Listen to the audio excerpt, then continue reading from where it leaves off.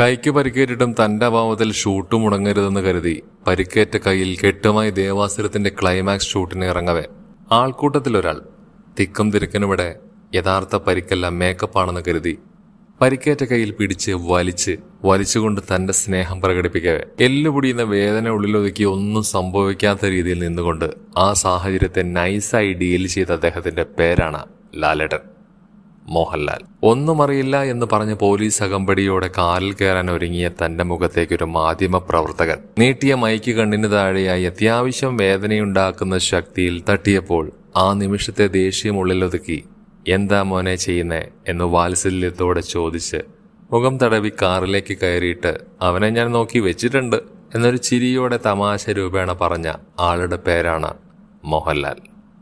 ആ രംഗം അതോടെ ശാന്തമായി. ക്ഷമ, മാന്യത, സമാധാനം, ഇത് മൂന്നും തികഞ്ഞ മനുഷ്യനാണ് നമ്മുടെ സ്വന്തം ലാലേട്ടൻ. മലയാളികളുടെ മനസ്സിൽ ജീവിക്കുന്ന ലാലേട്ട പുതിയ സിനിമയ്ക്കായി കാത്തിരിക്കുന്നു. നന്ദി, നമസ്കാരം.